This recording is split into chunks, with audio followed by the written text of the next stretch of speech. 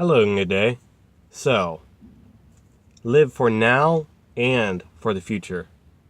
Today I'm going to talk about a common myth that if you plan for the future, then you're taking away from the now, which is a common excuse for people not being financially prepared for whatever it is they run into. So, generally speaking, people are afraid to budget because they think it will limit their ability to spend, when in reality, it just shows their capability to spend any emergencies that are currently occurring and showing where you need to change, and also giving you an idea of how much freedom and room you have, and giving you the permission to spend before you actually purchase every little odd object. If you are financially stable enough, then by doing a budget, you can figure out how much is okay without actually having to worry about it taking away from your ability to eat, your ability to retire. And people think that if they look towards retirement, then they will be unable to live at the lifestyle they want now, which may be true, but the lifestyle you have should always be below your means.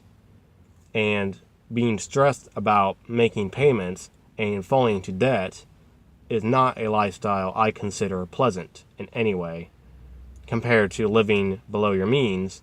If you are making enough to make your bare minimum cost and living costs, then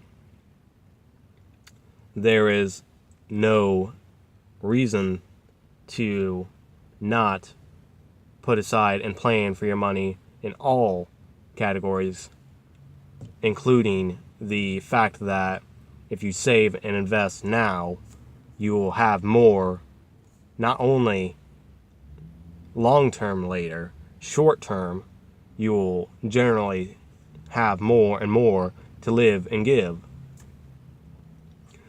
And it will encourage you to save, prepare for disasters, and avoid mistakes and hard times, or be able to endure them much more easily, while being able to take advantage of good times much more effectively. So, an unfortunate behavior for a lot of people in today's, or in general, is that instead of looking towards retirement, their desire to retire is to live up and die the moment, well, whenever it is they have it in their head, I suppose. I'm not exactly sure, and I'm a little afraid to ask, but why would you think your plan for your retirement to be death? Why not? Well, let me put it this way. Retirement is not an age figure. It's a financial number. You don't have to be 65. You don't have to be 75. You don't even have to be 55 to retire. And just like that, on the other side, even if you're 80, 90, or 100, if you don't have the finances, you kind of can't retire, period. But if you do have the finances, you can retire at 20. Now, if you do that, you're probably going to be bored because you haven't developed enough knowledge and skills to entertain yourself through other businesses and hobbies. And if you are going to develop your own business and hobby, what's wrong with being able to do that at your own leisure rather than having to both do that or section off part of your time to do something you don't want to do? How many people despise Mondays and consider Fridays their absolute favorite day, have a huge rush of adrenaline and excitement by having it be the last day of their work, and yet have a actual depression level feeling because they have to go to work on Monday again? That is not a very good lifestyle. and it doesn't have to be. And even if it is temporary, if you plan it out, you can turn a almost permanent situation temporary. Instead of being stuck in a job until they fire you and trying to get another terrible job, if you just hustle, not only can you find and keep working and keep hustling and upgrade your position, provide more value to the company and therefore be rewarded, and learn to put out your own value and receive your own customers, you can then estimate and figure out and plan ahead for being able to move towards your future for your financial freedom. It is so much more comforting than I'm going to be stuck in this job, or hopefully stuck in this miserable job for as long as I can, versus I just got to hustle for a year, maybe 2 years, and I'm out of debt, I'm working towards retirement, I'm financially free, whatever your goal, whatever level you may already be at.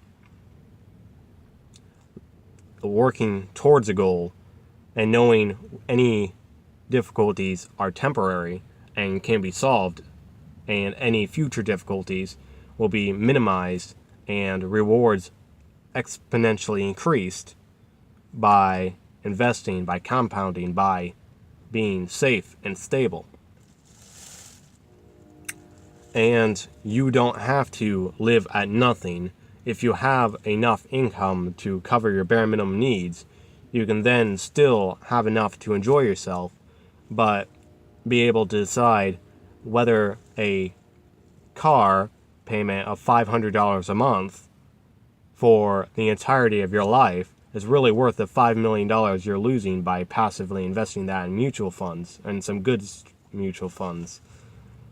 Over the course of 40, 50 years, you're losing millions by having a forever car payment for vehicles that at best over the course of your life would be worth a few $100,000 and never truly yours to begin with.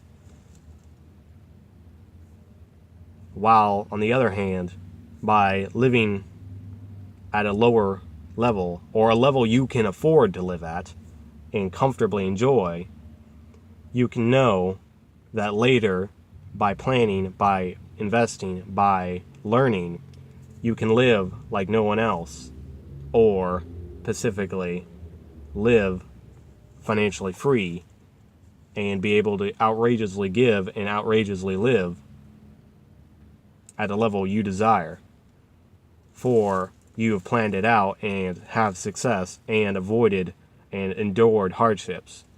So hopefully this helps you guys understand that just because you're planning for the future doesn't mean you can't live for now. Just because you're living for now, you can't plan the future.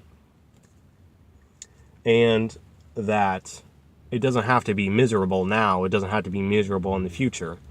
There is a choice and ability to actually make your entire life and continuing every decade better than the last, your best decade yet. And an understanding that, give me a moment. Well, hopefully this helps you guys, and if you have any questions or comments, feel free to leave them down below. If you'd like to hear more content like this, feel free to subscribe, and have a good day.